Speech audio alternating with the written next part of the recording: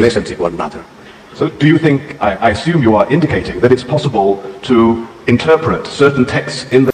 Nah, jadi ini orang Yahudinya nanya ke Pak Yahya Khalil Saquf. Jadi Anda mengatakan bahwa melakukan interpretasi ulang terhadap teks Al-Quran dan hadis. Nah, dia bilang begitu. Apakah ini mungkin untuk dilakukan? It's not just...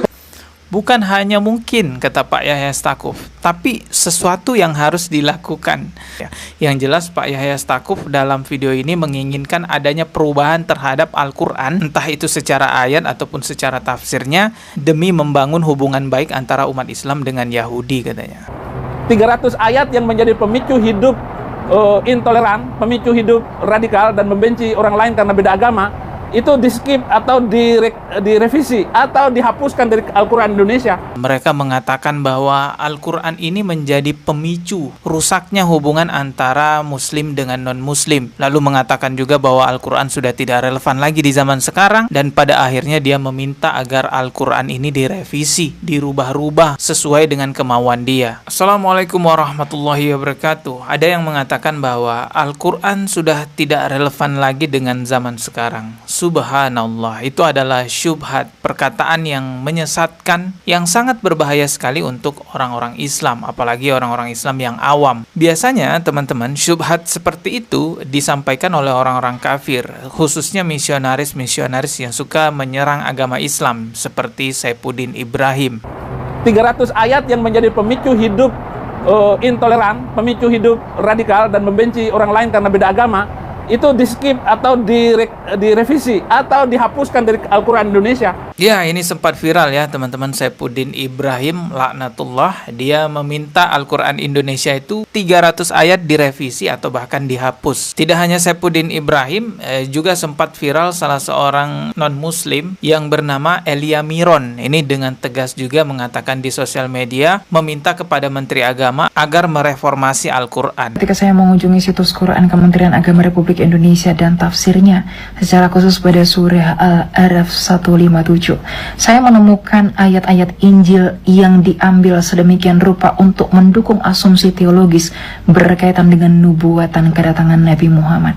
Tentu hal tersebut berpotensi merusak kerukunan antar umat beragama di Indonesia. Dengan demikian saya berharap Kementerian Agama Republik Indonesia melakukan reformasi atas hal tersebut. Seperti itulah syubhatnya ataupun penyesatan dari misionaris-misionaris pembenci agama Islam. Mereka mengatakan bahwa Al-Quran ini menjadi pemicu rusaknya hubungan antara Muslim dengan non-Muslim. Lalu mengatakan juga bahwa Al-Quran sudah tidak relevan lagi di zaman sekarang, dan pada akhirnya dia meminta agar Al-Quran ini direvisi, dirubah-rubah sesuai dengan kemauan dia. Kalau yang mengatakan seperti itu adalah orang kafir yang merupakan misionaris penyerang agama Islam, saya tidak terlalu kaget teman-teman. Yang saya kaget itu melihat video ini. Dengan jelas terlihat Pak Yahya Saquf, mohon maaf sekali, percakapannya dengan orang Yahudi seolah-olah ini mirip seperti keinginan Saifuddin Ibrahim dan keinginannya Elia Miron yang merupakan misionaris, ingin merubah-rubah Al-Quran, baik itu dari sisi tafsirnya ataupun dari ayatnya. Coba kita lihat dulu ya ini videonya. Ini udah lama sebenarnya ya. Coba kita lihat dulu aja. In our current context of reality, people of religion, including Islam and Judaism, need to find a new way of first functioning the religion into the real life, and second, find a new moral interpretation on religion that will guide people from different religion to have more harmonious relationship with one another.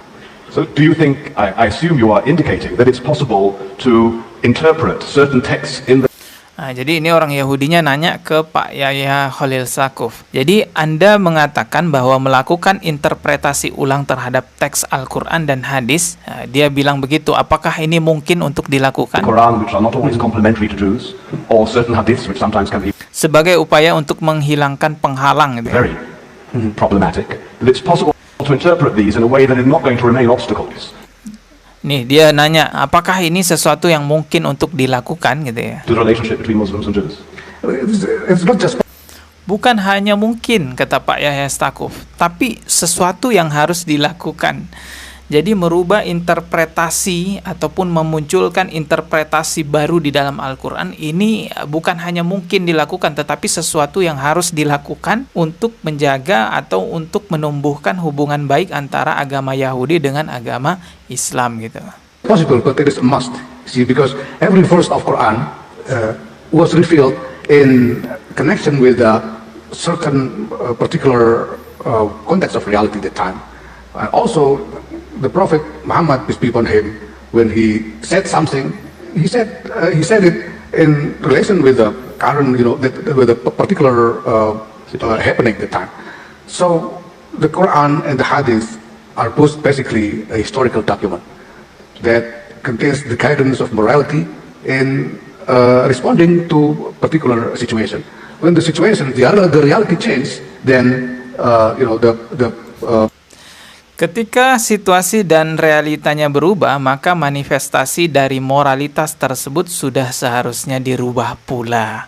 Jadi kalau situasi zamannya sudah berubah, maka manifestasi Al-Qur'annya itu harus dirubah juga ya. Yang jelas Pak Yahya Stakuf dalam video ini menginginkan adanya perubahan terhadap Al-Qur'an, entah itu secara ayat ataupun secara tafsirnya, demi membangun hubungan baik antara umat Islam dengan Yahudi katanya.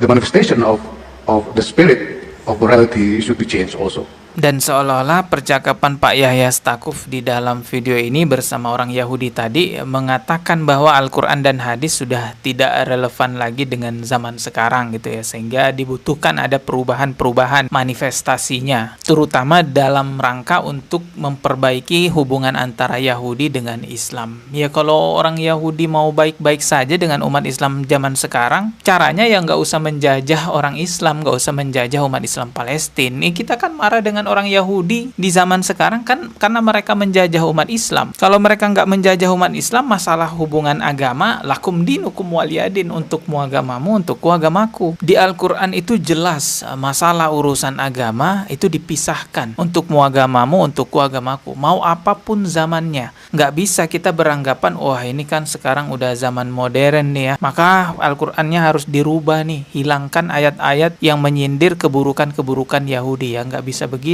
Sebagai muslim kita harus taat kepada Al-Quran. Sama halnya aturan larangan memakan babi. Kapanpun zamannya, kapanpun tahunnya, ya tetap harus ikut aturan itu. Jangan karena oh ini udah zaman modern nih, babi sudah dinormalisasi, sudah biasa saja, jadi ayat-ayat tentang larangan makan babi dihapuskan saja. Nggak bisa begitu, karena ini aturan Allah, bukan aturan manusia. Kalau nggak mau ikut aturan Allah karena sudah merasa modern, sudah perkembangan zaman, ya murtad, bikin aturan sendiri, nggak usah rubah-rubah ajaran agama Islam. Kami umat Islam sampai kapanpun di zaman apapun ya ikut dengan aturan agama Islam apa yang ada pada Al-Quran dan hadis. Oke, kita ketemu lagi di video berikutnya. Subscribe dan juga loncengnya ditekan sebagai notifikasi. Wassalamualaikum warahmatullahi wabarakatuh.